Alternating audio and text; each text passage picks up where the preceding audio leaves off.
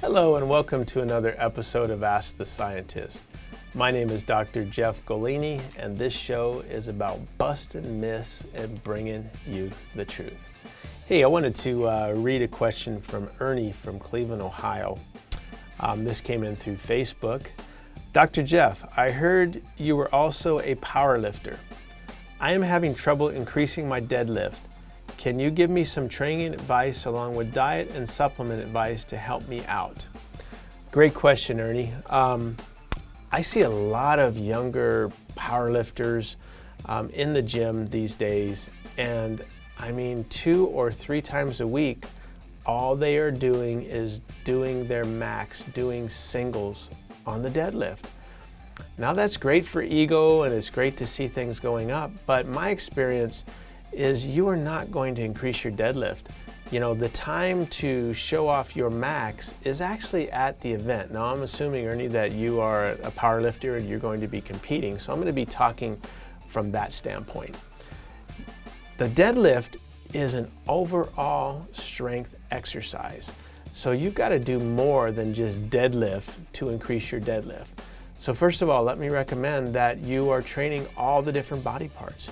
You've got to hit your legs because you are pulling, you are pushing with those legs in the initial startup and all the way through a deadlift. So you've got to squat, you've got to work your hamstrings, you've got to work your quads, you've got to work your upper body, you've got to work your chest and arms, you've got to work your back. So you've got to use a multiple of exercises to strengthen all those muscles. You've got to strengthen your core. So again, you're going to be doing like a bodybuilding workout because again, bodybuilding is about building the body, the overall strength, not just building certain parts. A lot of times you'll see guys in the gym with a big upper body and they always wear sweatpants, and you can tell that they got little poles down there because they never do lower body. First of all, that's dangerous. You're going to get hurt. You're going to pull something and it looks funky. I think an athlete should have a well-rounded physique, and most athletes today do. You don't see too many lopsided because, again, people realize that they need all those muscles to achieve their goal. If anyone needs a good workout program, send me an email. I'll go ahead and put together a program for you. Now let's talk about the deadlift specifically. I always liked an over-under grip. And when you're doing deadlifts, do not use straps. Do not use straps in any of your lifting if you're a power lifter, because it's about being able to hold on to that bar. And if you're using straps, then you are not working your grip and you're not going to be able to hold as much weight as maybe your body can. A lot of guys' grip fails. So I never used straps when I was powerlifting. I didn't use straps until I was into bodybuilding.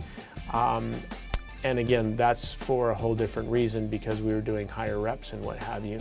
And I didn't want to lose the bar grip and lose those extra repetitions. But powerlifting, grip, grip, grip. No straps, no hooks. Get rid of all those type of things. Make sure you wear a belt, protect that back. So the first thing is you got to work on your form. You know, you don't want to pull like a bent over roll. You've got to squat down like you're sitting in a chair, and then you need to stand up, head up, looking up toward the ceiling. Don't look down, don't look straight. And you've got to bring that bar up your thighs and one fluid motion. So again, it isn't straighten the legs and then lift the back. Maybe one of these days I'll actually film a proper deadlift technique, but we'll talk about that maybe later on. Now, what kind of reps? How much weight? Warm up, grab 135, get the blood flowing. And then I'm a firm believer that 10 reps, you got to build that strength and endurance to get to that 1 rep max. When you can do 135 10 times easy, add a 45-pound plate. Don't put 5s and 2.5s and 10s. I mean, work up 45 pounds at a time. You're now at 225. That'll be your second. When you can do 225 10 times, then go ahead and add a 45. Now in the beginning, if you're just doing 135, then I would recommend doing it in 25-pound increments. But again, you're gonna do, 5 sets and work. Make sure that that weight is heavy enough that you're barely getting that 10th rep. Now maybe once a month or once every 2 months, I would say for fun, just to see where you're at. You would then work on working up to singles. So after you do your 4 or 5 sets of your working sets, then go ahead and have some fun and do some singles and see where you're at. So again, when you get into a contest, you'll have a better idea where to start. But again, it's all about building strength and endurance so that when you get into a contest, you know what an opening weight is that is very achievable for you. And then it's about, again, where's your mindset? What is your plan? What are you planning on doing?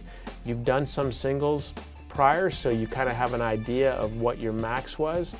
And again, let the adrenaline and motivation take over and see what you can do. Anyway, that's kind of my advice, Ernie. I hope that helps. Take care, and we will catch you next time.